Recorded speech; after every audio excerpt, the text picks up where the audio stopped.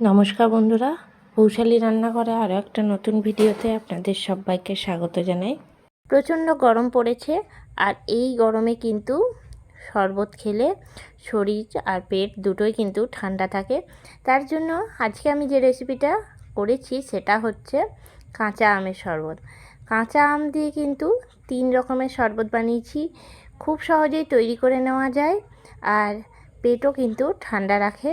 দেখে নিন আজকের রেসিপিটা, আশা করি খুব ভালো লাগবে।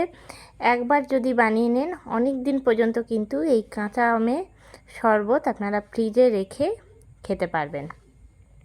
দেখে নিন আজকের রেসিপিটা কেমন লাগলো, অবশ্যই আমাকে কমেন্ট করে জানাবেন।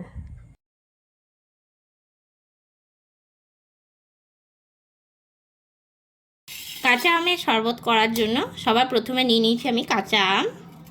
আজ আমি এই কাঁচা আম দিয়ে 3 রকমের শরবত বানাবো, মানে কাঁচা আমেরই 3 রকমের শরবত বানাবো। দেখে নিন আজকের রেসিপিটা, আশা করি খুব ভালো লাগবে। প্রথমে আমি আমটা খোসাটা ছাড়িয়ে নেব।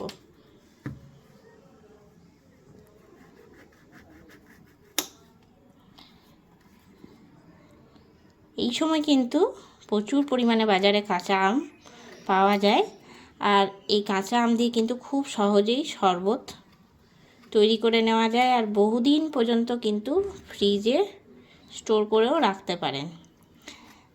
যে কোনো সময়ই কিন্তু সে আমের শরবত খাওয়া যায়।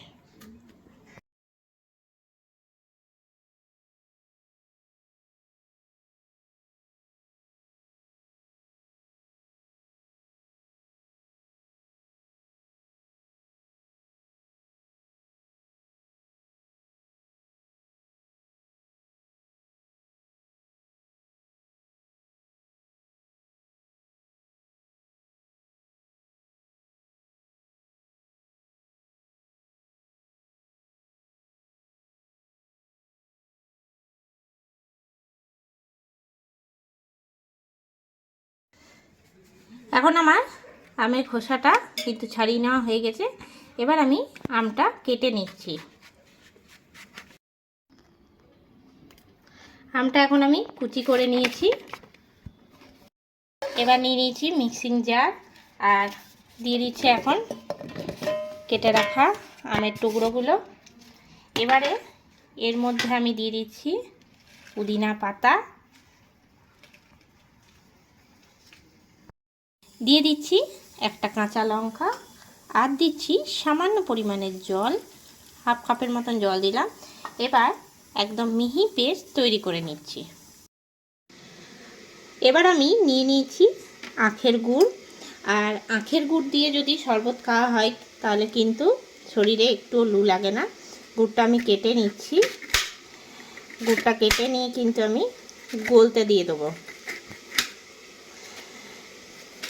আর এই গুড় দিয়ে শরবত খেতেও কিন্তু খুবই সুন্দর লাগে। এখন আমি গুড়টা ভেঙে নিয়েছি, আর এই টুকরোগুলো নিয়ে আমি রাখছি বাটির মধ্যে। এখানে জল দিচ্ছি, জল দিয়ে আমি গুড়টা গলতে দিয়ে দিচ্ছি।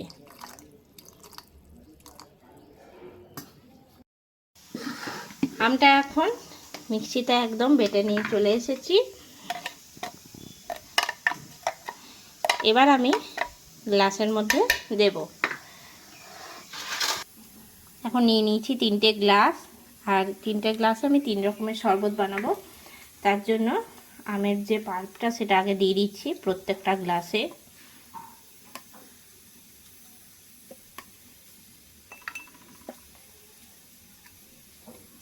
প্রত্যেকটা গ্লাসে আমি 4 চামচ করে দিচ্ছি।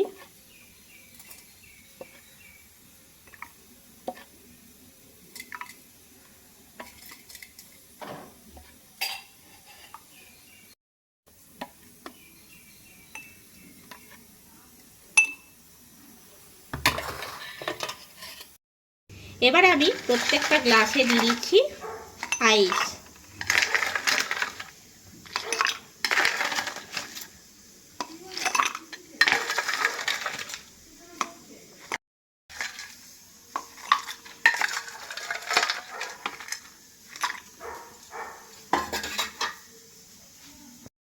এবারে সবার প্রথমে গ্লাসটাতে দিয়ে দিচ্ছি আমি চিনি। এখানে আমি 3 চামচ চিনি দিচ্ছি।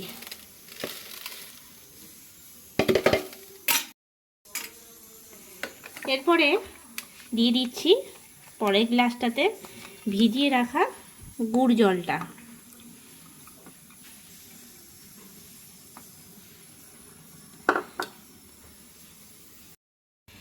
এর পরের গ্লাসে দিয়ে দিচ্ছি কিছুটা বাতাসা।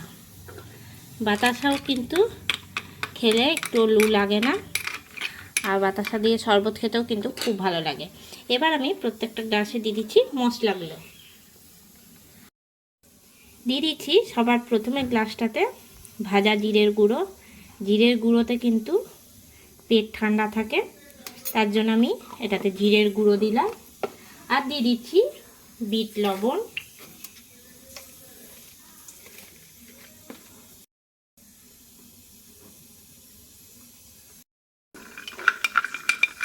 গুলে নিচ্ছি। আর দিয়ে দিচ্ছি এর মধ্যে সামান্য পরিমাণে জল।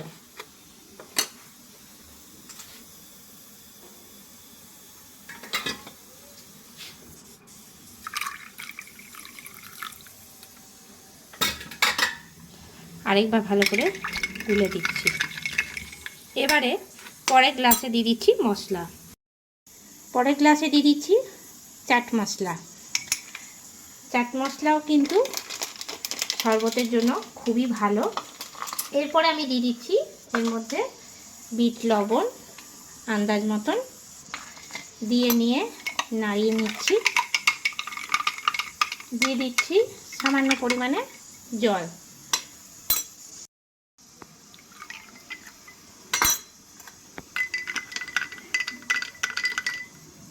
এরপরে পরের গ্লাসটাতে দিয়ে দিচ্ছি আমি জলজিরা। জলজিরা প্যাকেটের তো যে কোনো দোকানেই আপনারা পেয়ে যাবেন। দিয়ে দিচ্ছি লবণ আন্দাজ মতন, দিয়ে নিয়ে গুলে নিচ্ছি। এটাকেও আমি দিয়ে দিচ্ছি আরও কিছুটা জল।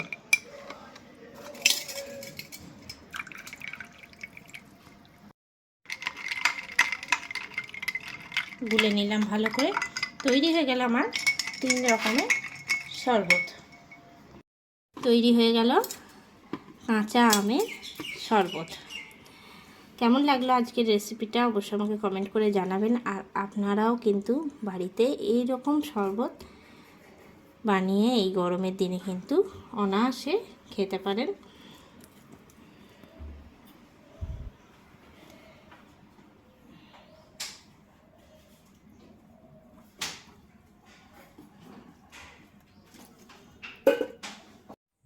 তৈরি হয়ে গেল কাঁচা আম দিয়ে 3 রকমের শরবত। খুব সহজেই কিন্তু তৈরি করে নেওয়া যায়। আর আপনারাও বাড়িতে তৈরি করুন আর সবাইকে তাক লাগিয়ে দিন। দুর্দান্ত স্বাদের হয় এই কাঁচা আমের শরবত। কেমন লাগলো আমার আজকের এই রেসিপিটা অবশ্যই আমাকে কমেন্ট করে জানাবেন। আজকের রেসিপিটা ভালো লেগে থাকলে অবশ্যই লাইক করবেন, শেয়ার করবেন। এই চ্যানেলে নতুন বন্ধু হয়ে থাকলে চ্যানেলটা সাবস্ক্রাইব করে দেবেন। আরও কোনো রেসিপি নিয়ে হাজির হব, সঙ্গে থাকুন আর দেখতে থাকুন। সবাই ভালো থাকবেন, সুস্থ থাকবেন। ধন্যবাদ।